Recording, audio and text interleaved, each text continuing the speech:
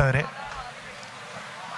കഥകൾ കേട്ടും വായിച്ചും എഴുതിയും മനുഷ്യകുലത്തിൻ്റെ നാനാവിധമായ അവസ്ഥകളിലൂടെ കടന്നുപോയ നാം പുതിയ കാലത്ത് എല്ലാവിധ സൗകര്യങ്ങളും ടെക്നോളജിയിലൂടെ അനുഭവിക്കുമ്പോൾ നമ്മളെ അത്ഭുതപ്പെടുത്തിക്കൊണ്ട്, ആശങ്കപ്പെടുത്തിക്കൊണ്ട്, ആഹ്ലാദിപ്പിച്ചുകൊണ്ട് നമ്മളുടെ കഥകൾ, നമ്മളുടെ കവിതകൾ, നമ്മളുടെ നോവലുകൾ, എഴുത്തുകൾ, മനുഷ്യൻ്റെ എല്ലാ സർഗാത്മകതയും ഒരു മെഷീനിൽ നിന്ന് കിട്ടുന്ന പുതിയ ഒരു ലോകത്തിലേക്ക്, പുതിയൊരവസ്ഥയിലേക്ക് നമ്മൾ എത്തി നിൽക്കുന്നു.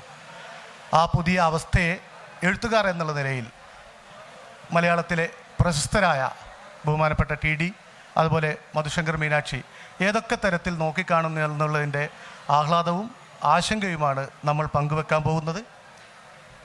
TDയെക്കുറിച്ച് ഞാൻ പ്രത്യേകിച്ച് ഒരു പരിചയപ്പെടുത്തലിൻ്റെ ആവശ്യമില്ല. മലയാള നോവലിൽ മറ്റ് ആരെക്കാളും ഈ പുതിയ ടെക്നോളജിയെ അല്ലെങ്കിൽ സാങ്കേതിക വിദ്യയെ പലതരത്തിൽ പല നോവലുകളിൽ സന്നിവേശിപ്പിച്ചുകൊണ്ട് നമ്മെ വിസ്മയിപ്പിച്ച എഴുത്തുകാരനാണ് TD. TDയെ സ്നേഹത്തോടെ സ്വാഗതം ചെയ്യുന്നു.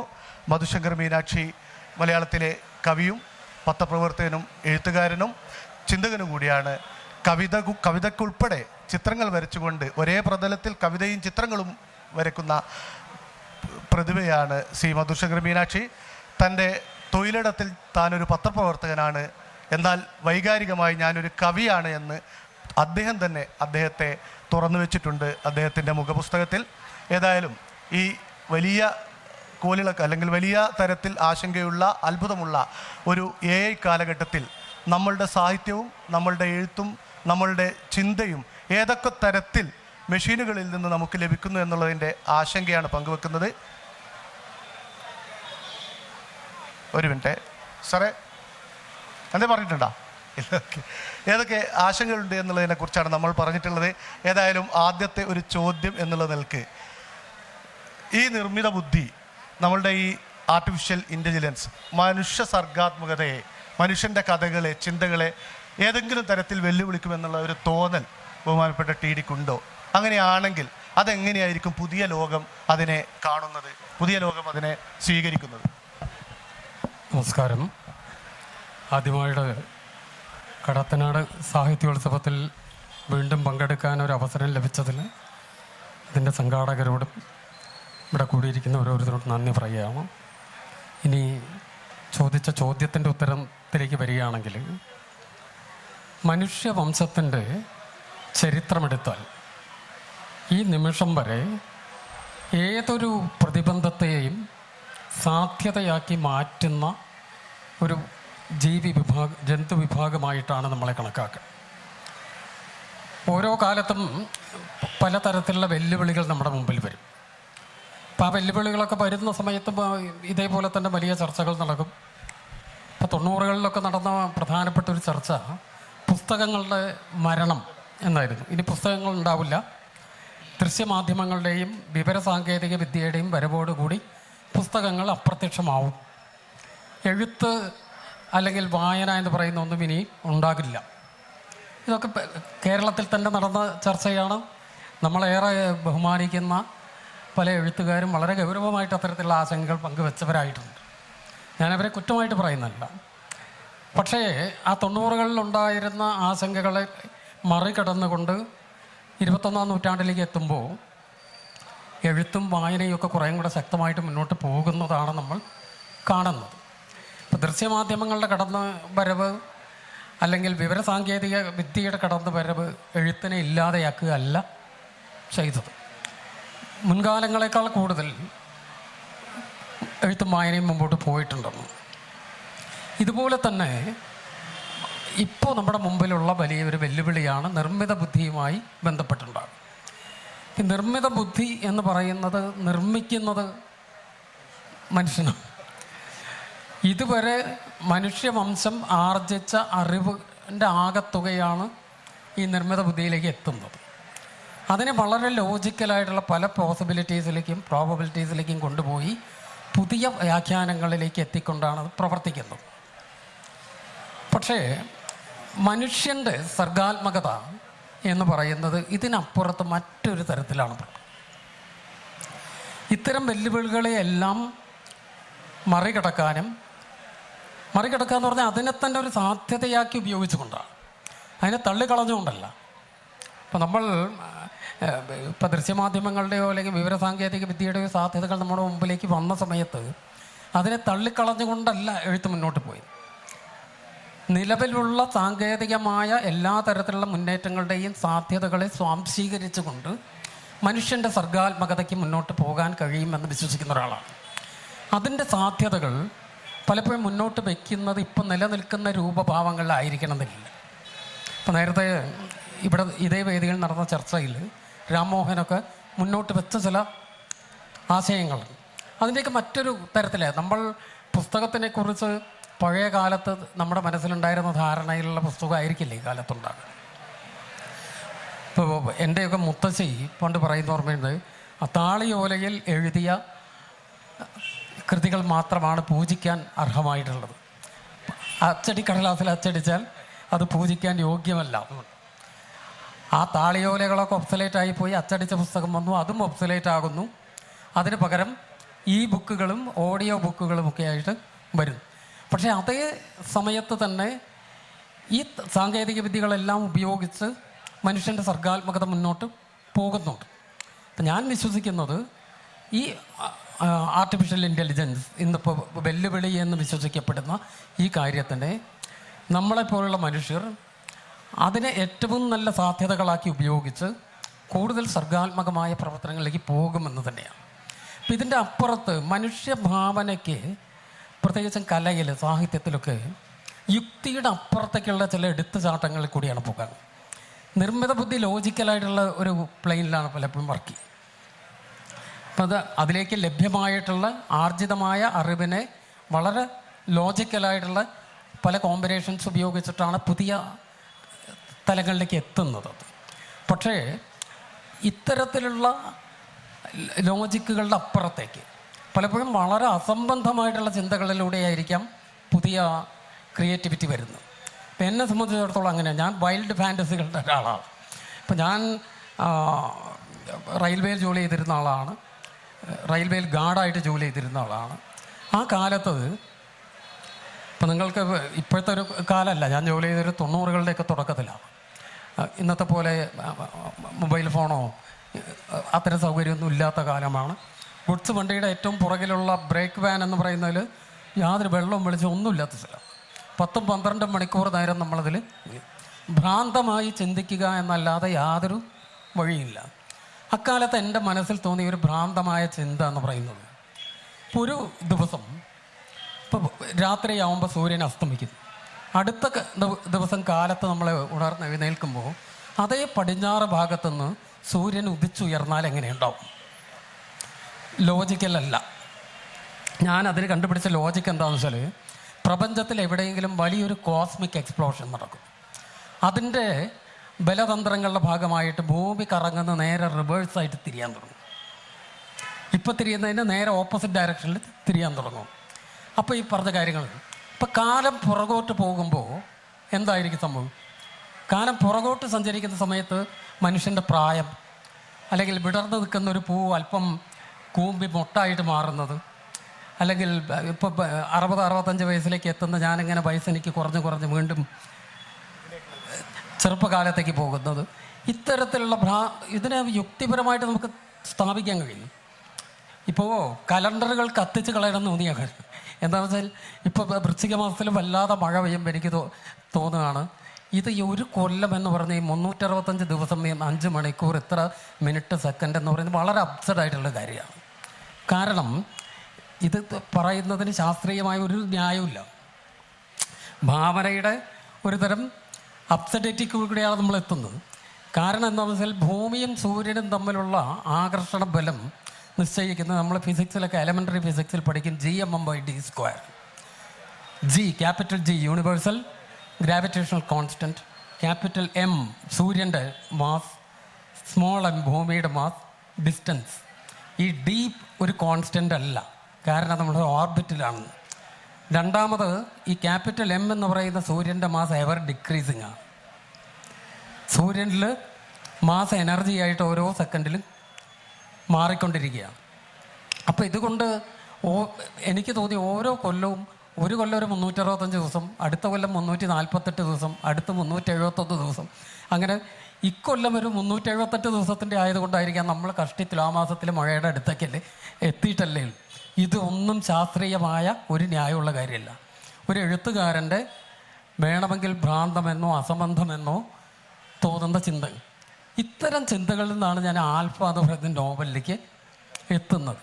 ഇങ്ങനെ ഭ്രാന്തമായ ചിന്തകൾക്ക് നിർമ്മത ബുദ്ധി കൊണ്ട് ഉദ്ദേശിക്കുന്ന ആളെ ഭ്രാന്തമായി ചിന്തിപ്പിക്കാൻ, ചിലപ്പോൾ യുക്തിരഹിതമായിട്ട് ചിന്തിപ്പിക്കാൻ അത്ര എളുപ്പമാകണമെന്നില്ല. ഈ ഭ്രാന്താണ് കലയെ, എഴുത്തുകാരനെ, കലാകാരനെ ഒക്കെ മുന്നോട്ട് നയിക്കുന്നത്. ഇതുള്ളിടത്തോളം കാലം എന്ത് നിർമ്മിത ബുദ്ധി വന്നാലും അതിനപ്പുറത്തേക്കുള്ള ഭ്രാന്തിലേക്ക് ഞങ്ങൾ പോവും, എഴുതും, അതിനപ്പുറത്തേക്കും പോവും. ടി ഡി നല്ല കോൺഫിഡൻറ്റിലാണ്. നമ്മളൊക്കെ വിചാരിച്ചത് നിർമ്മിത ബുദ്ധി ഏതെങ്കിലും തരത്തിൽ എഴുത്തുകാരനെ ഭയപ്പെടുത്തുന്നുള്ളതാണ്. പക്ഷേ ഭയമല്ല, അതുകൂടെ ഞങ്ങൾ എന്ത് ചെയ്യാണ് ഒരു അവസരമായി കാണുന്നുള്ള രീതിയിലാണ് തീർച്ചയായിട്ടും സംസാരിച്ചിട്ടുള്ളത്. എനിക്ക് തോന്നുന്നത് അങ്ങനെയാണെങ്കിൽ നമ്മളുടെ ഈ നിർമ്മിത ബുദ്ധിയിലേക്ക് അല്ലെങ്കിൽ ഈ സോഫ്റ്റ്വെയറിലേക്ക് നമ്മൾ കൊടുക്കുന്ന ഡാറ്റാസുകളാണ് എന്ത് ചെയ്യുന്നത്, അപ്ലോഡ് ചെയ്തിട്ട് വീണ്ടും എന്ത് ചെയ്യുന്നത് നമ്മൾക്ക് കിട്ടുന്നത്. ഒരുപക്ഷെ നമ്മൾ ഇപ്പോൾ ഒരു ഫലസ്തീൻ ഇസ്രായേൽ വിഷയമോ അല്ലെങ്കിൽ ലോകത്തിൻ്റെ ഏതെങ്കിലും ഒരു വിഷയത്തെ നമ്മൾ ഇതിലേക്ക് കൊടുത്തു കഴിഞ്ഞ് ഒരു കുട്ടി ഒരു പ്രബന്ധത്തിന് വേണ്ടി, ഒരു എസ്സേക്ക് വേണ്ടി ചോദിച്ചു കഴിഞ്ഞാൽ അതിലുള്ള ഡാറ്റാസുകളെ ഉൾപ്പെടുത്തിയിട്ടാണ് പുതിയൊരു പ്രൊഡക്റ്റ് കൊടുക്കുന്നത്. അങ്ങനെയെങ്കിൽ ഇങ്ങനെ കൊടുക്കുന്ന ഒരു ഐ ക്ലാസ് അല്ലെങ്കിൽ ഇതുമായി ബന്ധപ്പെട്ട ഭരണകൂടത്തിൻ്റെ സ്വാധീനം, ആളുകൾ, ക്ലാസ് ആളുകൾ, ഇവരെയൊക്കെ ആയിരിക്കും എന്ത് ചെയ്യുക, ഇത് അഡ്രസ്സ് ചെയ്യുന്നുണ്ടാവുക. താഴെത്തടയിലുള്ള ഇപ്പോൾ ടി ഡി പറയുന്നത് പോലുള്ള ഏറ്റവും വേദനിക്കുന്ന ആളുടെ വിഷമങ്ങളോ പ്രയാസങ്ങളോ ഒന്നും ചിലപ്പോൾ ഇതിലേക്ക് വന്നിട്ടുണ്ടാകില്ല. അങ്ങനെയാണെങ്കിൽ ഈ ഭരണകൂടങ്ങളുടെയൊക്കെ ഒരു സ്വാധീനം ഇത് വളർന്നു വന്നു കഴിഞ്ഞാൽ ഉണ്ടാവുകയും സത്യമേത് അസത്യമേത് എന്ന് തിരിച്ചറിയാത്ത രീതിയിൽ നമ്മൾ ചിലപ്പോൾ കബളിക്കപ്പെട്ടേക്കാം. അങ്ങനെ ഒരു കബളിക്കപ്പെടുന്ന ഒരു സംവിധാനമായി ഈ നിർമ്മിത ബുദ്ധിയുടെ ആശയങ്ങൾ നമ്മളിലേക്ക് എത്തിയിരുന്നില്ലേ? അതിനെക്കുറിച്ച് ഏതെങ്കിലും തരത്തിലുള്ള ഒരു ആശങ്ക മീനാക്ഷി ഉണ്ടോ? തീർച്ചയായിട്ടും നമ്മൾ കബളിക്കപ്പെടും എന്നുള്ളതിൽ ഒരു സംശയമില്ലാത്ത കാര്യമാണ്. ഇന്ന് സർക്കാർ നമുക്കറിയാം വളരെ ശ്രദ്ധയോടുകൂടി നമ്മുടെ ഒരു പോസ്റ്റ് പോലും, സോഷ്യൽ മീഡിയയിലുള്ള ഒരു പോസ്റ്റ് പോലും പരിശോധിച്ചു കൊണ്ടിരിക്കുന്ന ഒരു കാലത്ത് ഒരു പ്ലാറ്റ്ഫോം ഉണ്ടാക്കി ഈ പ്ലാറ്റ്ഫോമിൽ നിന്നുകൊണ്ട് നിങ്ങളെല്ലാം കവിത എഴുതൂ, കഥ എഴുതൂ, നോവൽ എഴുതൂ എന്ന് പറഞ്ഞാൽ സർക്കാരിന് അത് വളരെ എളുപ്പമാണ്. സർക്കാരിൻ്റെ മുന്നോട്ടുള്ള ഗതിക്ക് എളുപ്പമാണ്. കല എപ്പോഴും സർക്കാരിനെ മുന്നോട്ട് നയിക്കാൻ വേണ്ടി മാത്രമല്ല ഉണ്ടായത്, സർക്കാരിൻ്റെ തെറ്റുകൾ ചൂണ്ടിക്കാട്ടാൻ കൂടിയാണ് കല ഉണ്ടായത്. എന്തുകൊണ്ടാണ് നമ്മുടെ നാടകങ്ങൾ, ശക്തമായ നാടകങ്ങൾ നിരോധിക്കപ്പെട്ടത് എന്ന് ആലോചിച്ചാൽ നമുക്ക് മനസ്സിലാവും. ആ നാടകം എന്തോ പ്രശ്നം ഉണ്ടാക്കുന്നുണ്ട് നമ്മെ ഭരിക്കുന്നവരിൽ. അപ്പം അതാണ് കല. അപ്പം അതുകൊണ്ട് നിർമ്മിത ബുദ്ധി എന്നൊക്കെ പറയുമ്പോൾ ഞാൻ ആലോചിച്ചിട്ടുണ്ട്, പത്രത്തിൽ ഞാൻ മനോരമയിൽ ജോലി ചെയ്യുന്ന കാലത്ത് നമ്മൾ ഇന്ന് കാണുന്ന രീതിയിൽ നിർമ്മിത ബുദ്ധിയൊന്നുമില്ല. ഒരാൾ മരിച്ചു എന്ന് പറഞ്ഞാൽ നമുക്ക് അങ്കലാപ്പാണ്, ഇവരെക്കുറിച്ചുള്ള ഒരു ഡാറ്റ എങ്ങനെ കളക്ട് ചെയ്യുമെന്നുള്ളത്. ഇന്ന് വളരെ എളുപ്പമാണ്. ഇന്ന് നമുക്ക് സെക്കൻഡ് വെച്ചിട്ട് ഡാറ്റ കിട്ടും. ലാസ്റ്റ് നിമിഷത്തിലെ ആ ഡേറ്റും സമയവും മാത്രമേ അതിൽ ചേർക്കേണ്ടതുള്ളൂ. കുറേ തെറ്റുകൾ അതിലുണ്ടാവും. അപ്പോൾ ഈ അടുത്ത കാലത്ത് ഏറ്റവും കൂടുതൽ ആളുകൾ പറയുന്നത് മനോരമയായിട്ട് പോലും എത്ര തെറ്റുകൾ വരുന്നു എന്നുള്ളതാണ്. അതിന് കാരണം നിങ്ങൾ ഏതോ ഒരു യന്ത്രത്തെ ആശ്രയിച്ചു കൊണ്ടാണ് ആ റിപ്പോർട്ടിൻ്റെ ഒരു ചെറിയ ശതമാനം എഴുതിയത് എന്നുള്ളതാണ് അതിന് ഉത്തരം. മുമ്പ് അങ്ങനെയല്ലായിരുന്നു. KR ചുമ്മാറൊക്കെ ജീവിച്ചിരുന്ന കാലത്ത് ഒരു 10-20 കൊല്ലത്തെ രാഷ്ട്രീയ രംഗത്തിൽ ആരാണെന്നുള്ളത് കൊല്ലം ചോദിച്ചാൽ കൃത്യമായിട്ട് പറയും, എത്ര വോട്ടിന് ജയിച്ചു എന്ന് പറയും. ഇന്നൊരു പത്രക്കാരനും പറയാൻ പറ്റില്ല. അവൻ നോക്കുന്നത് ഡാറ്റയിലേക്കാണ്. ആ ഡാറ്റ ആരോ ഫീഡ് ചെയ്തതാണ്, അതിൽ തെറ്റുണ്ടാകാം, ആ തെറ്റായിരിക്കണം വീണ്ടും വീണ്ടും ആവർത്തിക്കുന്നത്. അപ്പോൾ കല എന്ന് പറഞ്ഞാൽ എപ്പോഴും ഈ സർഗാത്മകമായൊരു സാധനമാണ്. അത് വായനക്കാരൻ്റെ വായനാസുഖ അല്ലെ വായനാ ചിന്ത. ഇന്ന് ഞാനിട്ടൊരു കവിതയ്ക്ക് കുറച്ച് മുമ്പ് ഞാൻ നോക്കുമ്പോൾ ഒരാളിട്ടൊരു ഒരു കമൻ്റ് എന്താണെന്ന് വെച്ച് കഴിഞ്ഞാൽ, അയ്യോ മാഷേ ഇതൊരു 4 രീതിയിൽ വായിക്കാമല്ലോ കവിത എന്നാണ്. 4 അല്ല 400 രീതിയിൽ നമുക്ക് വായിക്കാൻ പറ്റണം. ഒരേ രീതിയിൽ എന്തിനാണ് വായിക്കുന്നത്? ഇപ്പം എന്തുകൊണ്ട് മഹാഭാരതം വെച്ചുകൊണ്ട് നമുക്ക് പുതിയ പുതിയ എഴുത്തുകൾ ഉണ്ടാകുന്നു? എല്ലാവരും മഹാഭാരതത്തിലേക്ക് നോക്കുന്നു. ഇന്നലെ KC-യുടെ മഹാഭാരതം സ്വതന്ത്ര സോഫ്റ്റ്വെയറിൻ്റെ ഒരു ചർച്ച ഉണ്ടായിരുന്നു കോഴിക്കോട്. അപ്പം അവിടെ ഉയർന്നു കേട്ടൊരു കാര്യം അതാണ്, ഒരു വലിയൊരു സാഗരത്തിലേക്ക് നോക്കുകയാണ്. അപ്പം അതിലുള്ള ഏതെങ്കിലും അൺഫോക്കസ്ഡ് ആയിട്ടുള്ള ഒരു ഏരിയ എടുത്തുകൊണ്ട് അത് ഡെവലപ്പ് ചെയ്യുന്നു. അതുതന്നെയാണ് ആശാൻ ചെയ്തത്. ചിന്താവിഷ്ടയായ സീത എഴുതിയത് അങ്ങനെയാണ്. ആ ചിന്താവിഷ്ടയായ സീത പോലെ ഒന്ന് ആർട്ടിഫിഷ്യൽ ഇൻ്റലിജൻസിന് എഴുതാൻ പറ്റുമോ എന്നുള്ള കാര്യം സംശയമാണ്. എഴുതുമായിരിക്കും, ഒരു കവിത എഴുതാൻ പ്രയാസമില്ല. അപ്പം ഞാൻ ചിത്രം വരയ്ക്കുന്നത് കൊണ്ട് ഞാനൊരു ചിത്രം, ഒരു കവിതയ്ക്ക് വേണ്ടി ചിത്രം ഞാൻ 2 വട്ടം 3 വട്ടമൊക്കെ ആർട്ടിഫിഷ്യൽ ഇൻ്റലിജൻസിനോട് ചോദിച്ചു നോക്കിയിട്ടുണ്ട്, ഈ ചിത്രം എങ്ങനെയാണ് എന്നുള്ളത്. വരച്ചു തരും, 5 മിനിറ്റ് കൊണ്ട് വരച്ചു തരും. പക്ഷെ അതിൻ്റെ ഒരു പ്രശ്നം എന്താണെന്ന് വെച്ച് കഴിഞ്ഞാൽ, ഇത് കണ്ടാൽ ഇത് കൃത്രിമമായിട്ട് നിങ്ങൾ എവിടുന്നോ കൊണ്ടുവന്നതാണെന്നുള്ളത് കാണുന്നവന് മനസ്സിലാകും. എഴുത്തിലും ഈ പ്രശ്നം ഉണ്ടാകും. എഴുത്ത് എന്ന് പറഞ്ഞാൽ വായനക്കാരൻ മാത്രമല്ല, ഞാൻ പോലും എൻ്റെ 2ാമത്തെ നോവല് മരിപ്പാഴി ഞാൻ എഴുതുന്നത് കാശിയിൽ പോകാതെയാണ്. 3-4 ആഴ്ച മുമ്പാണ് ഞാൻ കാശിയിൽ പോകുന്നത്. ഇപ്പോൾ പലരും എന്നോട് പറഞ്ഞു, എന്തായാലും അത് കാശിയെ ബേസ് കൊണ്ടുള്ളൊരു നോവലാണെങ്കിൽ, ദളിതരിലൂടെ കാശിയെ കാണുന്ന നോവലാണെങ്കിൽ കാശിയിൽ പോകണം എന്ന് പറഞ്ഞു. ഞാൻ പോയില്ല. പോവാതിരിക്കാനുള്ള കാരണം പത്രപ്രവർത്തനമായതുകൊണ്ട് അറിയാതൊരു റിപ്പോർട്ടിംഗ് ശൈലി വരും നമ്മുടെ എഴുത്തിൽ. അത് വേണ്ട, അത് ഒഴിവാക്കാൻ വേണ്ടിയാണ്. അപ്പോഴും ചില ചെറിയ കാര്യങ്ങൾക്ക്, അന്നത്തെ പലഹാരങ്ങൾ എന്തൊക്കെയായിരുന്നു, അന്നത്തെ പലഹാരങ്ങൾ, ഇതിനൊക്കെ ഞാൻ ഗൂഗിൾ സെർച്ച് ചെയ്തിട്ടുണ്ട്. അപ്പോഴും ഞാൻ വിചാരിക്കുന്നത് കാശി വളരെ ഡെവലപ്ഡ് ആണെന്നാണ്. പക്ഷെ ഞാൻ പോയപ്പോഴാണ് മനസ്സിലാവുന്നത്, കാശിയിൽ 2-2.5 കിലോമീറ്റർ നമ്മൾ ഗലികളിലൂടെ നടന്നാൽ മാത്രമേ 2024 നമുക്കൊരു ശവം മണികർണികാഘട്ടിൽ കൊണ്ടുപോയി ദഹിപ്പിക്കാൻ പറ്റൂ എന്നുള്ളതാണ്. ഇതെൻ്റെ ചിന്തയിലുണ്ടായിരുന്നില്ല. ഈ ഒരു ഗൂഗിളിലും അത് പറഞ്ഞിട്ടില്ല, പോകാമെന്ന് മാത്രമേ പറഞ്ഞിട്ടുള്ളൂ. അപ്പോൾ ഗൂഗിളിലെ സഞ്ചാര പദം നോക്കിയാൽ കാശിയിൽ നേരെ പോയി നമുക്ക് മണികർണികാഘട്ടിൽ കാറിൽ ഇറങ്ങാമെന്ന് തോന്നും. അങ്ങനെ ഇല്ല 2024. അപ്പം ഇത് എൻ്റെ അത്ഭുതമാണ്. കാരണം ഞാൻ നോവൽ എഴുതിയ ശേഷം ഉള്ള എൻ്റെ ഒരു വല്ലാത്ത അവാച്യമായ അനുഭൂതിയാണ്. 24 ഇങ്ങനെയാണല്ലോ ഈ ലോകം. അവിടെ ഒരു ദളിതനായ ചണ്ടാളനെ നോവലിൽ അവതരിപ്പിക്കുന്നുണ്ട്. തിമോത്തി എന്നാണ് പേര്. എനിക്കറിയാം ഇത് 2024 നമ്മളെ ശ്മശാനങ്ങളൊക്കെ എത്ര മാറിപ്പോയി, നമ്മുടെ ശ്മശാനങ്ങൾ നാട്ടിൽ. പക്ഷെ അവിടെ പോയപ്പോൾ 4 മുളങ്കമ്പിൻ്റെ മുകളിൽ ഒരു വെറുതെ ചാക്ക് ഇട്ടിട്ട് ഒരാൾ മനുഷ്യൻ നിൽക്കുന്നു. കൂടെ വന്ന ഗൈഡ് പറഞ്ഞു, സാർ എഴുതിയ നോവലിലെ ചണ്ടാളൻ്റെ ഏറ്റവും വലിയ ആളാണ് ഇവിടുത്തെ എന്ന് പറഞ്ഞിട്ട് അയാളോട് പറഞ്ഞു, നിങ്ങളെക്കുറിച്ച് നോവൽ എഴുതിയ ആളാണ്. അയാൾ എന്നെ തൊഴുതു. ഞാൻ തളർന്നു പോയി. കാരണം അങ്ങനെയൊരു സങ്കല്പം ഈ നോവൽ എഴുതുമ്പോൾ എൻ്റെ മനസ്സിലില്ല. അതൊരു AI വന്നാൽ പോലും അത് കറക്റ്റ് ചെയ്ത് വരാൻ പറ്റില്ല. ഞാൻ ആലോചിച്ചത് ഈ വിഷയത്തെക്കുറിച്ച് കൽപ്പറ്റ മാഷ് പറഞ്ഞപ്പോൾ, ഈ നിർമ്മിത ബുദ്ധി എഴുത്തിലല്ല, നിർമ്മിത ബുദ്ധി വായനയിൽ എങ്ങനെ നമ്മൾ കൊണ്ടുവരും എന്നുള്ളതാണ്. വായനയിലൊരു നിർമ്മിത ബുദ്ധി വേണമല്ലോ. ഇന്ന് രാവിലെ ഞാൻ വരുമ്പോൾ എൻ്റെ ഒരു സുഹൃത്തോട് പറഞ്ഞു, വടകര പോവുകയാണ്, എന്താണ് കടത്തനാടൻ ഫസ്റ്റ്, എന്താണ് സംഭവം? ഞാൻ പറഞ്ഞു, TD രാമകൃഷ്ണനൊക്കെ ആയിട്ടുള്ളൊരു ഇൻട്രാക്ഷനാണ്. ആരാണ് TD രാമകൃഷ്ണൻ എന്നാണ് ചോദിച്ചത്. അപ്പം ഞാൻ പറഞ്ഞു, അറിഞ്ഞുകൂടെ, ഫ്രാൻസിസ് എട്ടിക്കോര, ആണ്ടാൾ ദേവനായകി, ഇത്രയും പേരുണ്ടോ ചർച്ചയിൽ എന്നാണ് അയാൾ വീണ്ടും ചോദിച്ചത്. അപ്പം അങ്ങനെയുള്ള ആളുകളാണ് നമ്മളെ മുമ്പിൽ അല്ലെങ്കിൽ നമ്മളെ കൂട്ടത്തിൽ കൂടുതലുള്ളത്. ഇപ്പം നമ്മൾ വായന എന്നൊക്കെ പറയുമ്പോൾ ആ വായനയിലേക്ക് ആഴത്തിൽ പോകുന്ന എത്ര ആളുകളുണ്ട്? 2-3 പേജ് വായിച്ചിട്ട്, നോവലിൻ്റെ ഒരു പുറം മാത്രം വായിച്ചിട്ട്, അതല്ലെങ്കിൽ അതിൻ്റെ ഒരു ബ്ലർബ് മാത്രം വായിച്ചിട്ട് ഇതാണ് കൃതി എന്ന് പറഞ്ഞ് പോകുന്നൊരു കാലമാണ് നമ്മുടെ മുമ്പിലുള്ളത്. അതിന് കാരണമുണ്ട്, സമയക്കുറവാണ്, എല്ലാത്തിനും ഒക്കെ ഉണ്ട്.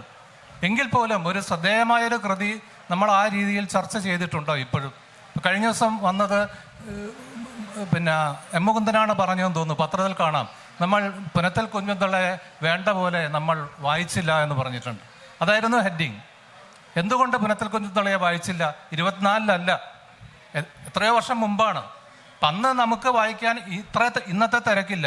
എന്നിട്ട് പോലും പുനത്തിൽ കുഞ്ഞബ്ദുള്ളയുടെ കൃതികൾ ആ രീതിയിൽ മലയാളം വായിച്ചിട്ടില്ല എന്ന് പറയുമ്പോൾ വായന തന്നെയാണ് നമുക്ക് വേണ്ടത്. ആധുനികമായ കാര്യങ്ങളൊക്കെ വരും, പക്ഷേ അതിനൊക്കെ പരിമിതി ഉണ്ടാവും. മനോരമയിൽ ജോയിൻ ചെയ്ത സമയത്താണ് പേജർ വരുന്നത്, ഫോണില്ല. 1 വർഷമേ പേജർ നിന്നിട്ടുള്ളൂ. BPLൻ്റെ പേജറും കൊണ്ടാണ് തലശ്ശേരി RSS സംഘടനം റിപ്പോർട്ട് ചെയ്യാൻ പോകുന്നത്. ഇത് വിളിക്കാൻ പറ്റൂല, ഒരു മെസ്സേജ് വായിക്കാൻ മാത്രമേ പറ്റുള്ളൂ, ഒരു മെസ്സേജ് അയക്കാനും പറ്റും. 1 വർഷം കൊണ്ടത് കാലഹരണപ്പെട്ടു പോയി. എത്ര നമ്മളെ വീട്ടിലുള്ള, നിങ്ങൾ ആലോചിച്ച് നോക്കൂ, പല പഴയ റേഡിയോ ഒക്കെ നമ്മൾ ആർക്കൊക്കെയോ എടുത്തു കൊടുത്ത്, കാസറ്റ്, CD, ബ്ലൂറേ എന്നൊക്കെ പറഞ്ഞിട്ട് ഒരുപാട് സാധനം വന്നു. അതൊക്കെ ഇവിടെ പോയി. അതെല്ലാം മറഞ്ഞു പോയി. ഇപ്പം ഈ ഒരു യന്ത്രവൽക്കരണത്തിലേക്ക് നമ്മൾ പോകുമ്പോഴുള്ളൊരു പ്രശ്നം എന്താണെന്ന് വെച്ച് കഴിഞ്ഞാൽ, അത് വളരെ വേഗം പഴകും. മനുഷ്യൻ്റെ ബുദ്ധി വളരെ വേഗം പഴകില്ല. ഇപ്പം നമ്മൾ ഒരു 80 വയസ്സായി കഴിഞ്ഞാലും എഴുതുന്ന ആളുകളില്ലേ. ശ്രീരാധാകൃഷ്ണനാണ് കമ്പ്യൂട്ടറിൽ ആദ്യമായിട്ട് നോവൽ എഴുതിയതെന്ന് പറഞ്ഞപ്പോൾ ഭയങ്കര അത്ഭുതമായിരുന്നു ഞങ്ങൾക്ക്. ശ്രീരാധാകൃഷ്ണൻ കമ്പ്യൂട്ടറിൽ നോവൽ എഴുതുന്നു, അത്ഭുതമാണ്. ഞാൻ മനോരമയിൽ ജോയിൻ ചെയ്യുന്ന സമയത്ത് മനോരമയിൽ കമ്പ്യൂട്ടറൈസേഷൻ നടപ്പാക്കിയിട്ടില്ല. എല്ലാ പത്രക്കാരും കൈകൊണ്ടാണ് എഴുതുന്നത്. ഞാൻ ചെന്ന മാസമാണ് പറയുന്നത് നിങ്ങൾ കമ്പ്യൂട്ടർ പഠിക്കണം. പലരും തിരിഞ്ഞു നിന്നു. ഇപ്പോൾ കമ്പനി മനോരമ ആയതുകൊണ്ട് മനോരമ പറഞ്ഞു കമ്പ്യൂട്ടർ പഠിക്കുന്നവർക്ക് 2 മാസം 2 ശമ്പളം, ഇരട്ടി ശമ്പളം. അപ്പോൾ എല്ലാവരും വന്നു. ഒരു 2 മാസത്തെ ശമ്പളം കിട്ടും 1 മാസം വർക്ക് ചെയ്താൽ. 6 മാസം കൊണ്ട് എല്ലാവരും കമ്പ്യൂട്ടർ പഠിച്ചു. അത് കഴിഞ്ഞപ്പോൾ പിന്നെ 1 മാസത്തെ ശമ്പളമായി. അത് വേറെ കാര്യം. ഇതാണ് ഇതിൻ്റെ ഒരു പ്രശ്നം. ഇത് വരും, വളരെ പെട്ടെന്ന് വരും.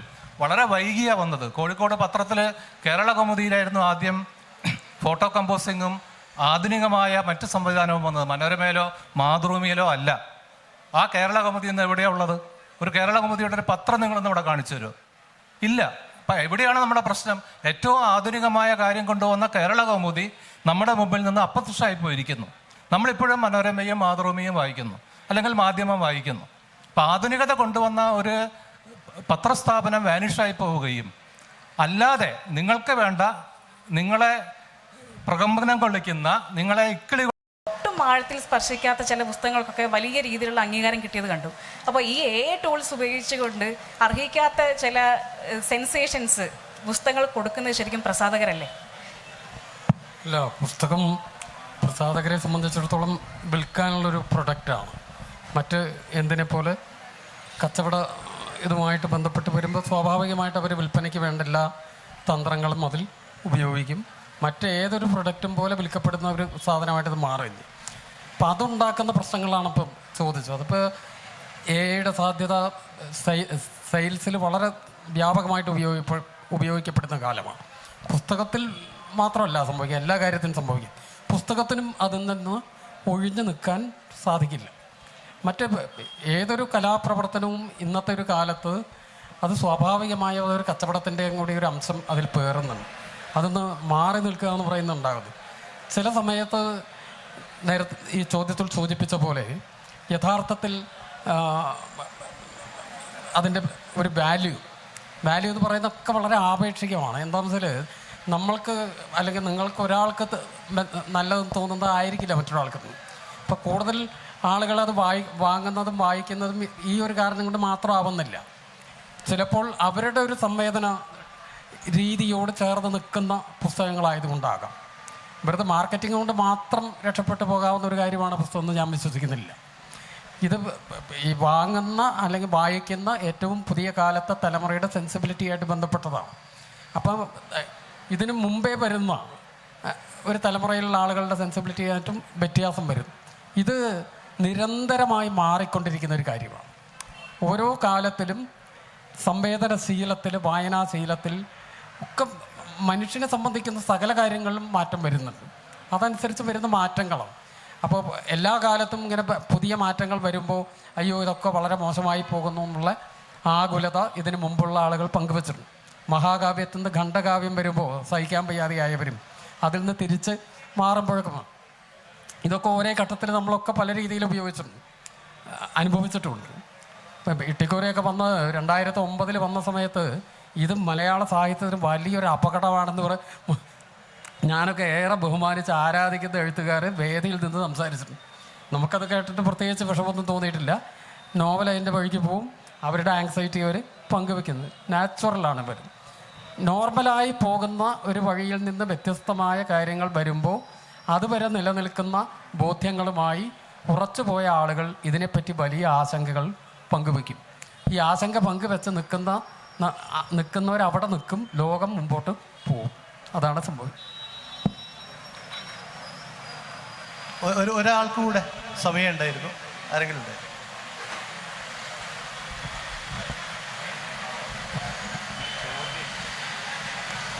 ഹലോ, യമു എന്നൊരു കഥയുണ്ട്. പ്രസംഗം എന്ന കഥയുടെ പേര്. കഥാകൃത്ത് രാത്രി ഭാര്യയെ പ്രണയിച്ചുകൊണ്ടിരിക്കുമ്പോൾ ഒരാൾ കഥകിന് മുട്ടിയതൊരു പ്രാസംഗികനാണ്. പണ്ട് അയാൾ മരത്തിൻ്റെ വീട്ടിൽ പ്രസംഗിക്കുമ്പോൾ ആൾക്കൂട്ടം നിറയെ ആളുകളാണ്. പിന്നെ ഉച്ചഭാഷി വന്നപ്പോഴും പിന്നെ ആളുകളില്ല. അപ്പം ഈ സാമൂഹ്യ പ്രശ്നങ്ങൾ സഹൃദയിലെത്തിക്കണം. അതിനയാൾ കണ്ടത് ഈ ഏറ്റവും പ്രണയിക്കുന്ന ഘട്ടത്തിലെങ്കിലും ഇപ്പം ഒന്നിടെ കഥക് തുറന്നു നോക്കുമ്പോൾ പ്രാസംഗികന പരിചയമുള്ള ആളാണ്, വർഷങ്ങളായിട്ട് പ്രസംഗിച്ചുകൊണ്ടിരിക്കുന്ന ആളാണ്. എന്താ വന്നെന്ന് വെച്ച്, നിങ്ങൾ അണുസ്ഫോടനത്തെക്കുറിച്ച് ചിന്തിച്ചിട്ടുണ്ടോ? ഇന്ത്യയിലെ ദാരിദ്ര്യത്തെക്കുറിച്ച് ചിന്തിച്ചിട്ടുണ്ടോ? നിങ്ങൾ കുറേ ചോദ്യങ്ങൾ ചോദിക്കാം. അങ്ങനെ അടുത്ത വീട്ടിലേക്ക് ലൈറ്റ് കളിന്ന്, അടുത്ത വീട്ടിൽ ലൈറ്റ് കളിന്ന്, അങ്ങനെ കഥ അവസാനിക്കുന്നത്. ഞാൻ ചോദിച്ചു വരുന്നത്, സംവേദനത്വം നഷ്ടപ്പെട്ടുകൊണ്ടിരിക്കുന്ന ഈ കാലഘട്ടത്തിൽ എഴുത്തുകാരനെ കൊണ്ട് എന്താ പ്രയോജനം?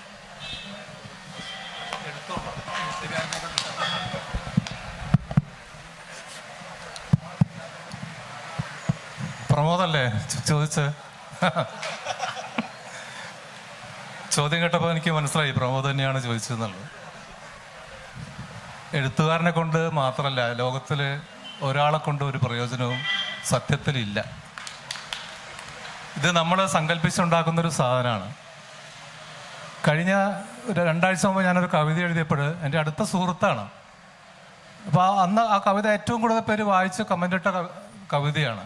അപ്പോൾ അങ്ങൊരു അതിലൊരു കമൻ്റ് എഴുതി, മാഷ് ഈ ഇല്ലായ്മകളെക്കുറിച്ച് ചില കയ്പനുഭവങ്ങളെന്നാണ് കവിതയുടെ പേര്. അപ്പം മാഷക്ക് കയ്പനുഭവങ്ങളൊന്നും ഇല്ലല്ലോ, കയ്പനുഭവങ്ങളൊന്നും ഇല്ലാത്ത മാഷ് ശരിക്ക് കയ്പനുഭവങ്ങൾ ഉള്ള ആളുകളെ തള്ളിപ്പറയല്ലേ ഈ കവിതയിൽ ചെയ്തത് എന്ന് ചോദിച്ചു. അപ്പോൾ ഞാൻ അയാളോട് പറഞ്ഞു, അല്ല എനിക്ക് അനുഭവങ്ങളില്ല എന്ന് നിങ്ങൾക്ക് എങ്ങനെ അറിയാം?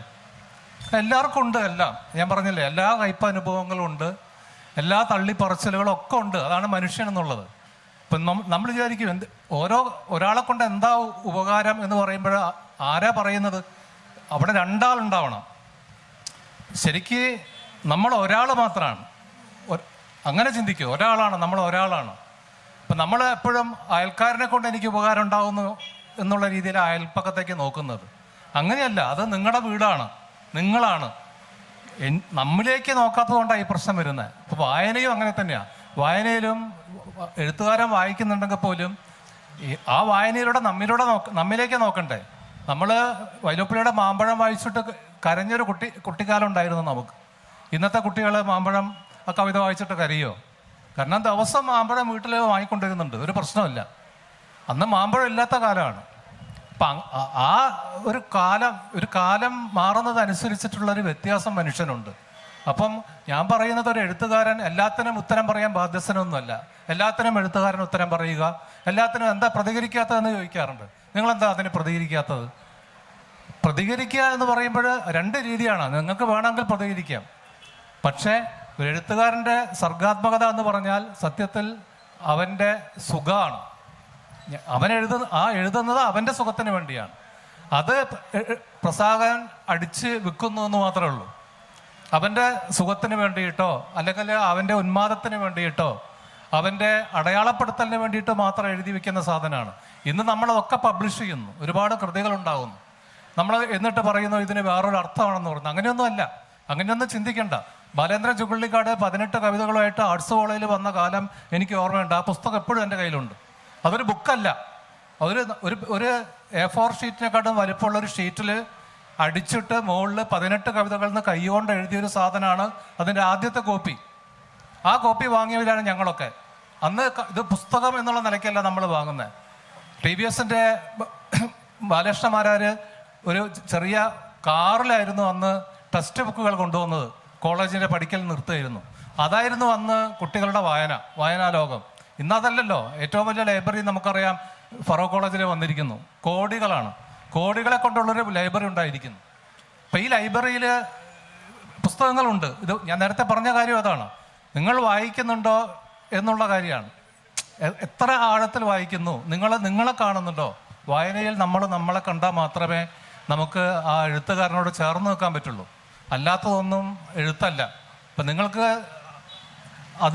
അതിനോട് ചേർന്ന് നിൽക്കാൻ പറ്റുന്നില്ലെങ്കിൽ, ഇപ്പം എനിക്ക് തോന്നുന്നത് മഹാഭാരതത്തിന് ഇത്രയും ചെറിയ പുസ്തകങ്ങൾ, വ്യാഖ്യാനങ്ങൾ ഉണ്ടാവുന്നുണ്ടെങ്കിൽ ആ മഹാഭാരതത്തിലെ കഥകളോട് നമുക്കിപ്പോഴും ചേർന്ന് നിൽക്കാൻ പറ്റുന്നുവെന്നാണ്. എന്തുകൊണ്ട് ചേർന്ന് നിൽക്കാൻ പറ്റുന്നു? അതിൽ പറഞ്ഞത് യുദ്ധം നല്ല കാര്യമല്ല, പ്രണയത്തെക്കുറിച്ചല്ല പറയുന്നത്, യുദ്ധത്തെക്കുറിച്ചാണ്, സഹോദരന്മാരെ ഇല്ലാതാക്കേണ്ടതിനെ കുറിച്ചാണ്. നമ്മൾ അപ്പോഴും അതിനോട് ചേർന്ന് നിൽക്കുന്നു. അപ്പോൾ നമുക്കെന്തോ പ്രശ്നമില്ലേ? പിന്നെ നമ്മുടെ ഉള്ളിൽ ഈ ഒരു കാര്യമുണ്ട്. ഇതാണ് എനിക്ക് പറയാനുള്ളത്. അല്ലാതെ എഴുത്തുകാരന് ഒരു കൃത്യമായൊരു സാധനമില്ല. പറയട്ടെ സാറേ, കഴിയില്ലേ? നമ്മളെ